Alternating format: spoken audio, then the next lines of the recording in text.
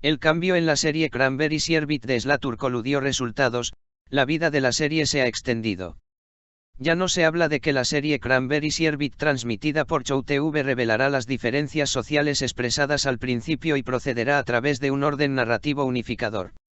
La historia que comenzó cuando una mujer joven que creció en una familia secular se casó con una familia conservadora, pasó a un punto completamente diferente.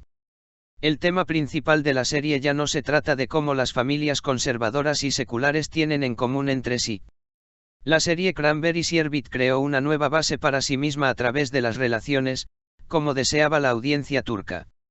Los conflictos de la relación entre la naturaleza y Fethi y los cambios en su estado de ruptura, recordaron a muchas personas en la pantalla que vivían en sus propias vidas.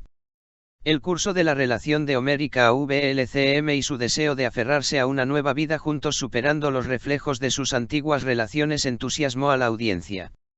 Su deseo de aferrarse a una nueva vida permitió que personas de mediana edad que habían vivido situaciones similares se encontraran en la serie. Además, el torbellino emocional y vital que cayó sobre una joven que creció en una familia conservadora como la de Nursema, cuyos sentimientos y pensamientos no le importaban mucho a su familia, afectó profundamente a la audiencia.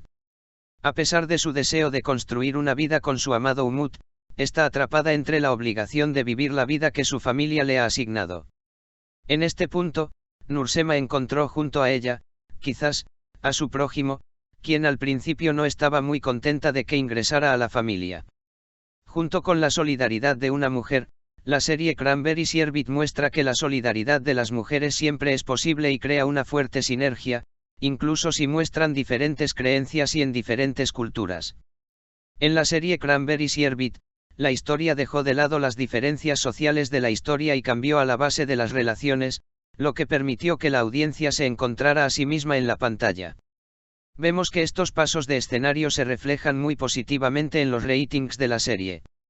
Tal vez la serie no siguió la forma en que comenzó y encontró un punto de partida a base de relaciones, pero considerando que esta situación trae un aumento continuo en los índices de audiencia, también revela que el equipo de producción es exitoso. Cranberries Yerbit, cuyo episodio 17 se transmitió el viernes pasado, ocupó el tercer lugar en la categoría de todas las personas, el segundo en la UE y el segundo en ABC1.